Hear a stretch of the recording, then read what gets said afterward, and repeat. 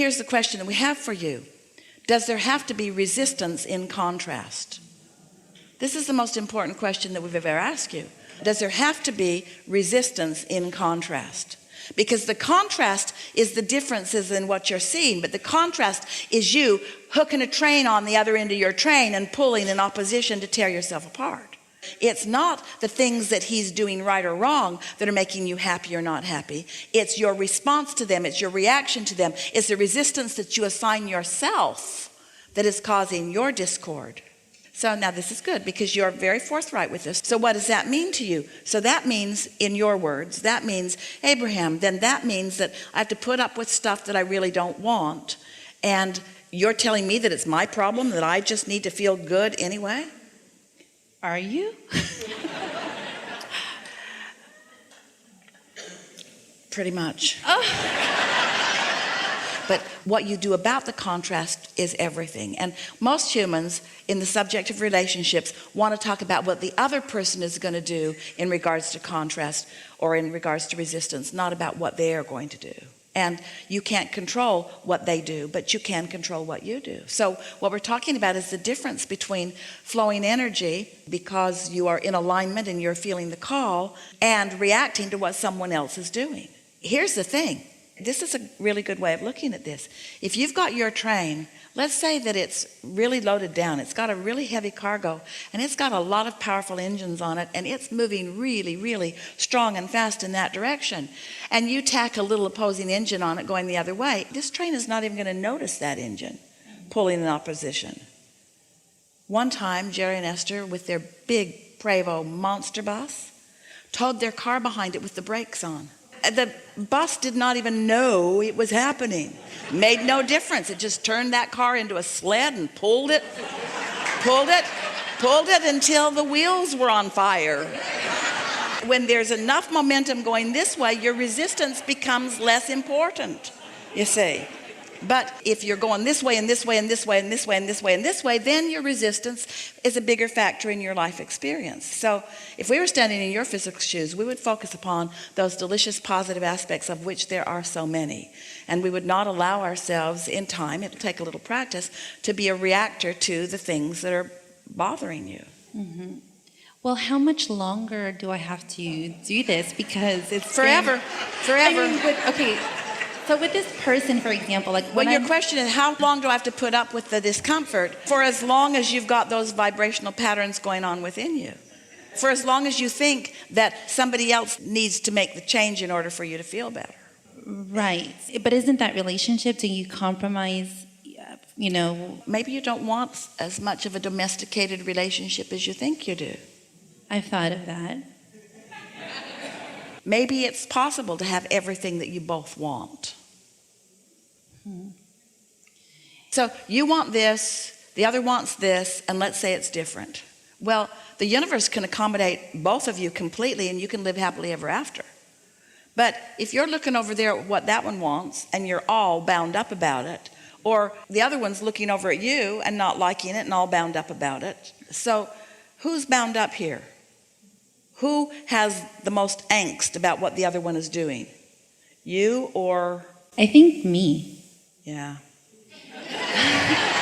Okay. So do I just allow and just continue? So when someone says to us, should I go someplace else? And we say, yes, but you'll be taking yourself with you. You'll go and you'll take that tendency with you. So wouldn't it be nice to find a way to be less of a reactionary? It would be great to be less reactionary. I mean, I'm very like all or nothing. Like I'm like when I give fully, I give fully. Deliberate creators are often that way. But along the way, sometimes, eventually, always, if you are to really be the happy being that you were born to be, you discover that you just cannot be someone who the majority of your vibration comes from your reaction to things, because it makes such a chaotic, wobbly world for you. You're just not going to find enough people to line up with what you want. You just have to be someone who lives in the world, who is dominantly controlling your own point of attraction, but isn't responding to the point of attractions that others are bringing to themselves.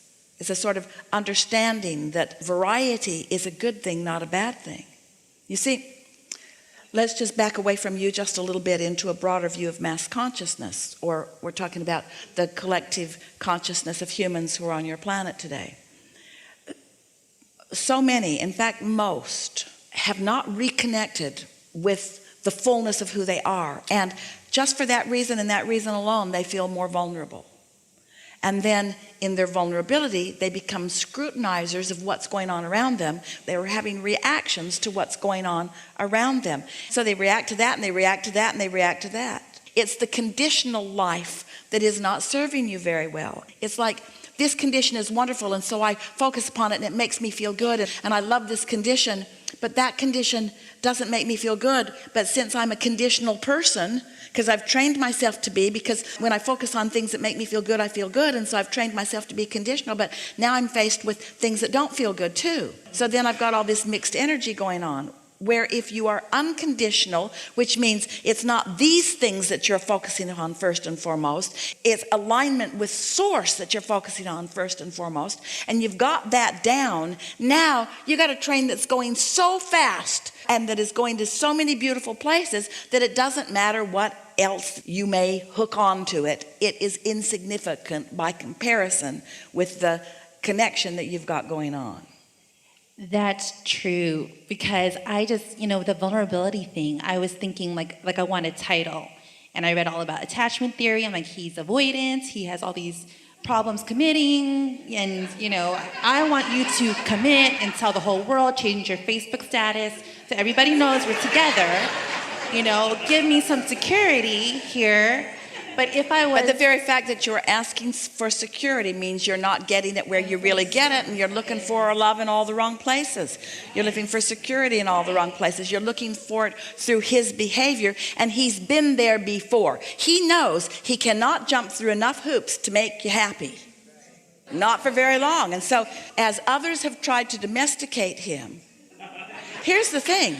He wants to be domesticated. He does. He wants so much of what you want. He just doesn't want to be responsible for how you feel all the time. That's true.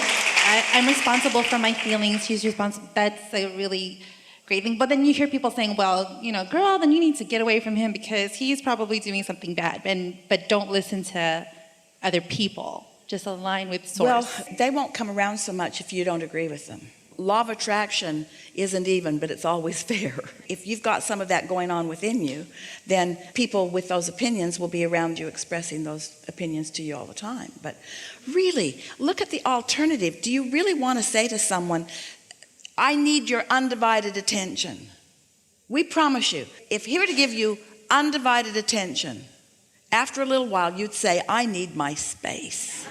I've had that before with other people, and that's true.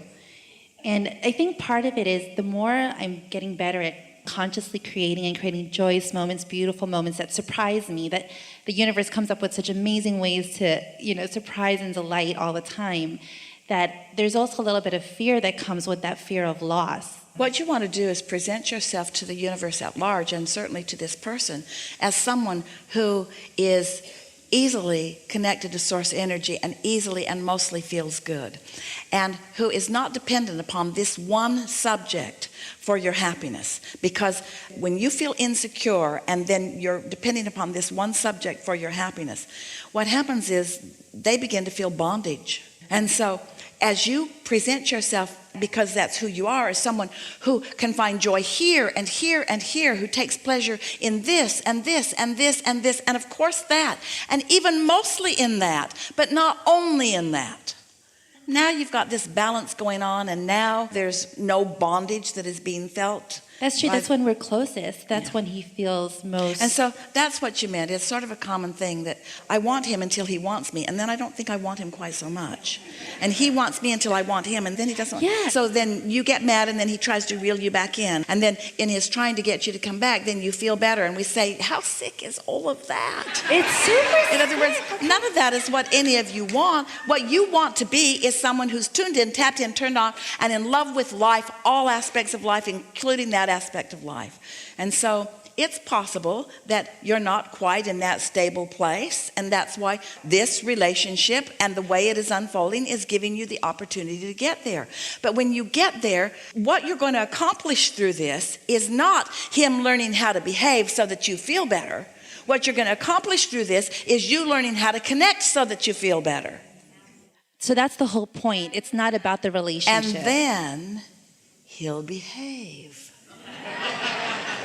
As will every other aspect of the universe. When you get in alignment with what you really want, and you're no longer offering any resistance about what you want, so you don't have mixed in your vibration what you want and what you don't want, which means you're getting some of all of it. When only what's in your vibration is what you want, then that's what comes to you all around. That's how you know what you've got going on vibrationally. How you know what your output is, how you know what your point of attraction is by what comes back to you. And the flaw in your premise is you think it's what others are deciding or what others are doing that is the main factor here. It isn't. It's what you're putting out that is the main factor. So you got to radiate security, which means you got to radiate your knowledge that you have autonomy, that you are connected to source energy, that you are invincible, that there is nothing that you cannot be or do or have, that everything is always working out for you, that you are invincible. As you begin to offer that vibration, because that's what you've been practicing vibrationally, then there's no monkey business going in your vibration. And then what you attract from every relationship reflects who you really are and what you've got going on. So the most emphatic thing that you want to say to this friend is, I appreciate so much how your behavior lets me understand what I'm outputting. So something happens and you don't like it very much and you want to blame them. Really what you want to do is say, thanks for pointing it out. Pointing what out? What I got going on in my point of attraction. What I've got going on in my point of attraction, because every individual that you will ever meet is like the universe at large. They have the capacity to give you whatever your strong engine is asking for. So when things are harmonious and it's great, it's because I'm in alignment with source. It's because you're in harmony. Okay. But the flawed premise is I'm in harmony with the other. That's not how it goes. You're in harmony here first, and then the other harmony follows. And when you got this harmony going on, then even if somebody's having an off day, you don't notice it and you don't make a big hairy deal about it. Just accept it for the contrasting step 5 beautiful clarifying moment that it is. And I don't have to be anxious about where this is going and what our future is. I like to do that too. Well, your anxiety is about your thought differing from the thought that your inner being has. And what anxiety is, worry is so interesting. That's you getting out there into the future where you have none of the resources of now. Because you only have the ability to connect with source energy in the now. So if in the now you're not connected to source energy and you're focused on something out there, there's no resources to cope. That's what worry is. Worry just means that you're trying to mess with the timeline. Worry just means that your thoughts are out there, but that your inner being's over here in the now. Your inner being's with you now.